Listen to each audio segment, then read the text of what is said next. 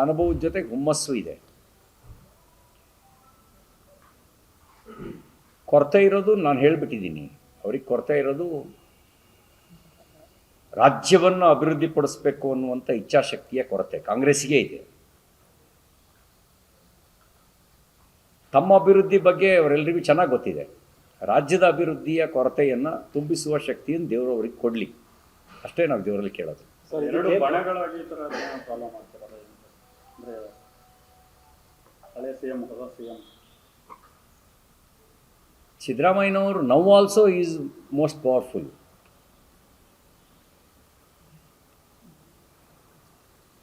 ಸಿದ್ದರಾಮಯ್ಯನವ್ರನ್ನ ಕಡೆಗಣಿಸಿ ರಾಜಕಾರಣವನ್ನು ಮಾಡೋದು ಅಷ್ಟು ಸುಲಭ ಅಲ್ಲ. ಯಾರು ಮಾಸ್ ಲೀಡರ್ಸ್ ಇರ್ತಾರೆ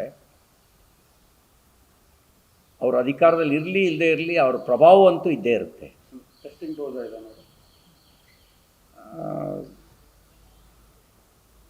ಹಾಗೆ ಕಾಣುತ್ತೆ. ನನಗನ್ಸೋದು ಈ ದನಗಳಿಗೆ ತೊಂಡಿ ಹಾಕ್ತಾರೆ ಗೊತ್ತಾ ನಿಮಗೆ? ದನಕ್ಕೆ ತೊಂಡಿ ಹಾಕೋದು ಯಾಕೆ ಅಂದರೆ ಬೇರೆ ಹೊಲಕ್ಕೆ ನುಗ್ಗಬಾರ್ದು ಅಂತ. ಈ ಡಿ ಕೆ ಶಿವಕುಮಾರ್ ಅವರಿಗೂ ಇದು ತೊಂಡಿ ಹಾಕೋ ಕೆಲಸ. ಇದು ಬೇರೆ ಖಾತೆಗೆ ಮೂಗು ತೋರಿಸ್ಬಾರ್ದು, ನೀವು ಮುಖ್ಯಮಂತ್ರಿ ಇರ್ಬೋದು, ನೀವು ಬೇರೆ ಖಾತೆಗೆ ಮೂಗು ತೋರಿಸಿದರೆ ಅನ್ನುವಂಥ ಒಂದು ಪ್ರಶ್ನೆಯನ್ನು ಮುಂದಿಟ್ಟು ಹುಷಾರಂತ ಎಚ್ಚರಿಕೆ ಕೊಡುವಂಥ ತೊಂಡಿ ಹಾಕೋ ಕೆಲಸ ಮಾಡಿದಾರೇನೋ ಅಂತ ಅನಿಸುತ್ತೆ ನನಗೆ. ಇಲ್ಲದೇ ಇದ್ದರೆ ಯಾರಿಗೋ ಹೆಚ್ಚುವರಿ ಚಾರ್ಜ್ ಕೊಟ್ಟರು ಅಂತ ಒಬ್ಬರು ಹಿರಿಯ ಸಚಿವರು ಮುನ್ಸ್ಕೊಳ್ತಾರೆ, ಮತ್ತೊಬ್ಬರು ನನ್ನ ಸೀನಿಯಾರಿಟಿಗೆ ತಕ್ಕ ಖಾತೆ ನೀವು ಕೊಟ್ಟಿಲ್ಲ ಅಂತ ಹೇಳ್ತಾರೆ, ಮಗದೊಬ್ಬರು ನೀರಾವರಿಗೂ ನನಗೂ ಏನು ಸಂಬಂಧ. ಬಹುಶಃ ಬೆಂಗಳೂರು ಆಗಾಗ ಮುಳುಗಿ ಸುದ್ದಿ ಆಗುತ್ತಲ್ಲ, ಹಾಗಾಗಿ ರಾಮಲಿಂಗಾರೆಡ್ಡಿ ಅವ್ರಿಗೆ ನೀರಾವರಿ ಖಾತೆ ಕೊಟ್ಟಿರ್ಬೋದು. ಯಾಕೆಂದರೆ ಬೆಂಗಳೂರೇ ಒಂದು ದೊಡ್ಡ ಕೆರೆ ಥರ ಆಗಿದೆ. ಹಾಗಾಗಿ ಹೆಂಗೂ ನಿಮಗೆ ಬೆಂಗಳೂರನ್ನ ಮುಳುಗಿಸಿ ಗೊತ್ತಿರೋದ್ರಿಂದಾಗಿ ನಿಮಗೆ ನೀರಾವರಿ ಖಾತೆ ಇದ್ದರೂ ಒಳ್ಳೆಯದು ಅಂತ ಕೊಟ್ಟಿರ್ಬೋದು. ಬಟ್ ಅವರು ಬೇರೆ ಲೆಕ್ಕಾಚಾರ ಹಾಕಿದ್ದಾರೆ. ಇದೆಲ್ಲ ನೋಡಿದಾಗ